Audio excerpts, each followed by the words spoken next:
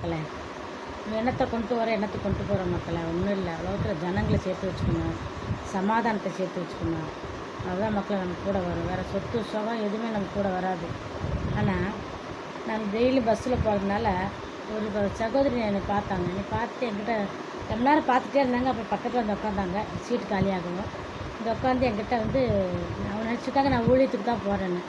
நான் வேலைக்கு போகிறேன்னு அவங்ககிட்ட நான் ஒன்றும் சொல்லலை. என்னை பார்த்தேன்னா அம்மா எனக்காக ஜெபம் பண்ணுங்கன்னாங்க. சரிம்மா எதுக்காக ஜெபம் பண்ணுன்னு அவங்க சொல்கிறாங்க.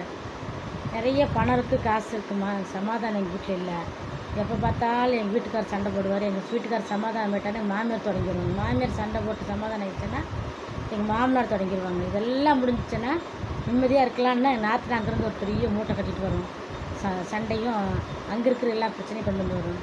இந்த மாதிரி என் குடும்பத்தில் வாழ்ந்துட்டுருக்குறோம்மா. எனக்கு சமாதானம் இல்லை. எனக்கு எல்லாமே இருக்குது. எங்கிட்ட எதுவுமே இல்லைன்றது ஒன்றுமே இல்லை, எல்லாமே இருக்குது. ஒன்று மட்டுமா இல்லைன்னு அதுக்காக நீ ஜெபம் பண்ணுவேன். சரிம்மா நான் ஜெபம் பண்ணுறேன்னு ஜெபம் பண்ணிவிட்டு அந்த பிள்ளைக்கு ஒரு சின்ன ஜெபம் தான். ஜெபம் மட்டும் அந்த பிள்ளைக்கு சொன்னீங்க அமைதியார் யார் சண்டை போட்டாலும் நீ கண்டுக்காமல் ஸ்தோத்திர பலிக்கு மட்டும் சொன்னால் போதும் மகளை, தேவனதை பார்த்துக்கொள்வார் அவங்க எல்லாத்தையும் சொல்லிவிட்டு அவங்கள அனுப்பிச்சுட்டோம் மக்களை. அதுக்கப்புறம் அவங்க போயிட்டு அவர் மறுபடியும் நானும் அதை மறந்துட்டேன். அந்த பிள்ளை என்னை மறந்துச்சா எனக்கு தெரியாது.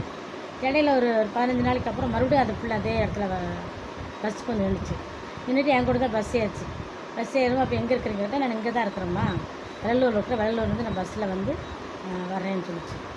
அப்போ அந்த பிள்ளை சொல்லுது இப்போ என்னம்மா பரவாயில்லையா சமாதானமாக இருக்கேன் கேட்டப்போ அம்மா நான் சமாதானமாக இருக்கிறேம்மா.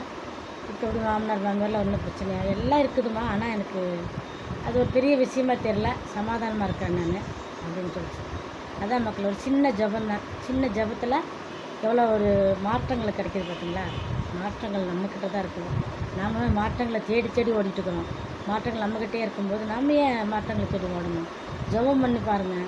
சமாதானமாக சண்டையாக இருக்குதா எனக்கு கண்டுக்காமல் கொஞ்சம் மனசை சாந்தமாக வச்சு பாருங்கள், சமாதானம் அங்கேயும் கிடைக்கும். எல்லா இடத்துலையும் சமாதானம் இருக்குது மக்களை. நாம் தான் அதை இருக்கிற இடத்த விட்டு போட்டு இல்லாத இடத்த தேடிட்டு போயிட்டுருக்கோம். அதனால் நீங்கள் எல்லாருமே வந்து இது கமெண்ட் பண்ணு மக்களை. எல்லோரும் சமாதானமாக இருக்கணுன்றதுக்காக நீங்கள் எல்லாருமே அலைஞ்சு தெரியும். இப்படி சொத்து சேர்க்கணும், சுகம் சேர்க்கணும், வீடு வாசல் சேர்க்கணும், அதெல்லாம் எதுவும் வேண்டாம். இதெல்லாம் எதுவுமே எங்கிட்ட இல்லை மக்களே. சொத்தும் கிடையாது, சுகமும் கிடையாது. சொத்து கிடையாது, சுகம் இருக்குது, மற்றபடி வீடு வாசல் எதுவுமே எங்களுக்கு கிடையாது. ஆனாலும் நாங்கள் கிடைக்கிறத வச்சு சமாதானமாக இருக்கோம்.